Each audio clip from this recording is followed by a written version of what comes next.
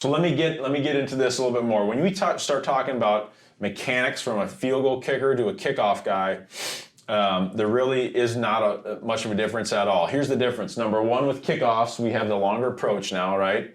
Number two, it's a max effort feel. So we're trying to hit the ball as high and far as we can, as opposed to field goal kicking is a more of an under controlled kind of 92, 95% stroke, where you have a little bit more where you're coming to balance, all that kind of stuff, right? So this is a total max effort. We're hitting the ball as high and far as we can, obviously, right? And then part of that max effort and what's different with a field goal and from a kickoff is this. Kickoffs, we are landing on our kicking leg, all right? With field goals, when we kick, we kind of skip through and land on our plant foot, all right? We just kind of release through on our plant foot. With kickoffs, we actually come through, and because of that speed and all that tempo to the ball, we're kicking and we're landing on our kicking leg. So I'll give you an example right here. So here you see the approach. Again, we want it to be a slow build up. You see first gear, stepping 1, 2, 3, 4, 5, 6. And at the very end, you kind of see him pick up his tempo there. You see him kicking with his right leg, obviously. Now he's landing on his kicking leg, right? That you see the violence, and there should be violence. Again, this is max effort. So you see this. He should almost be sideways in the air for a second. It looks like he's going to fall flat on his face, right? So you want to create that violence with that max effort. And there's other things that come into play that help you create that violence that I'll talk about. But I want to just focus here on the approach. So again, I talked about that slow, gradual build-up. First gear, second gear, third gear, fourth gear, fifth. You're kind of building up to it. The other thing you'll notice is this, his line to the ball. Our goal is to go in a direct, straight line right to our plant foot, okay? We're not stepping all over we shouldn't be weaving in here, weaving out here, all over the place. We should be going in a direct, straight line right to our plant foot, because that's going to put our body in position to have success by allowing us to swing up and through the ball, which creates that violence, okay? And it helps us to create the hang time, all that kind of stuff. So we're going a direct straight line to the ball. You should never see this right foot. So you see him going to his last step right here. This right foot should never be behind the ball.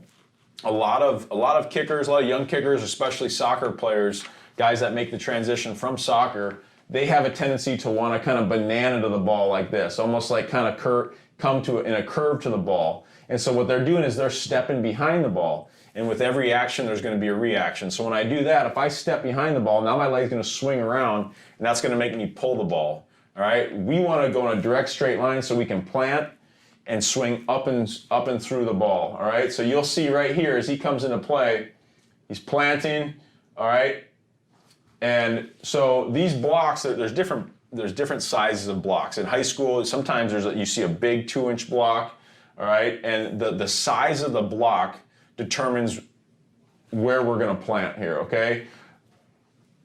Taking the tee out of it, most guys are somewhere about a foot from the ball. So when they plant, there should be, and it's a little bit, it changes depending on how narrow you are, if you're coming from a narrower angle versus a wider angle. But most guys are somewhere about a foot from the ball right here, okay? But here's what I'm talking more, the plant depth. So right now you see his midfoot right in kind of the middle of that white line, all right? So this is a 1-inch block. Your foot's going to be right in the ball's going to be kind of right in the middle of your midfoot right here off the 1-inch block. Off the 2-inch block, you're going to be back. Your toe's going to be just about on that green line, or the beginning of the white line there. Your toe's going to be even with the ball because you're hitting the ball on a larger upswing. That ball's sitting up higher off the 2-inch one, so you're hitting off a higher upswing. So off this 1-inch again, right in your midfoot, okay, so you see him here. Let me talk about the contact. When you're kicking off,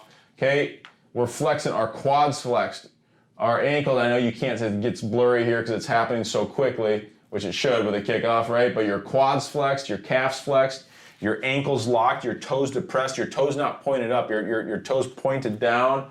That's how we're locked out, okay? You know, things that I'll point out here too. You see him standing nice and tall. He's utilizing his entire body right here. He's not crunched down in here. He's standing nice and tall. He has a nice high counter arm. And the reason I point out the counter arm is this. Some guys, when they kick, they'll come here and their counter arm comes down, and what happens is their leg and their counter arm meet, and now they can't release. They just kind of like roll over their leg just kind of rolls over a little bit.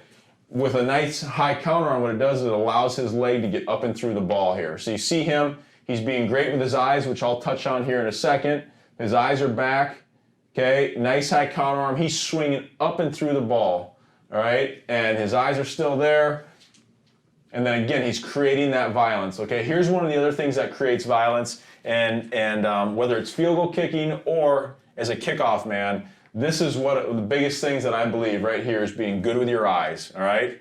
If you are good with your eyes, you're going to make great contact, all right? The better you are with your eyes, the better contact you're going to make. The better contact you're going to make, the further the ball is going to go, all right? And so kickoffs are all about making the ball go far, right? So we want to train our eyes to be great, and it's no different than guys coaching other positions, quarterbacks, DBs, receivers, getting your eyes snapping coming out of your break, whatever it is.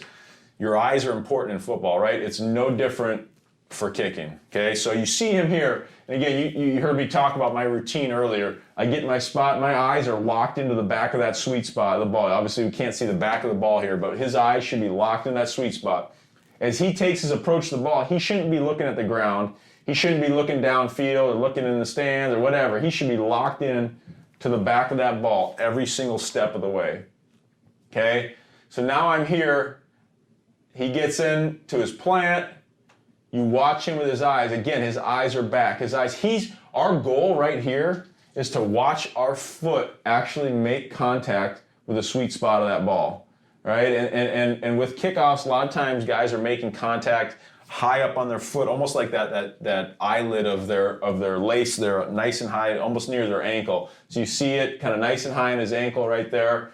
Again, his foot is making contact. His eyes are still back.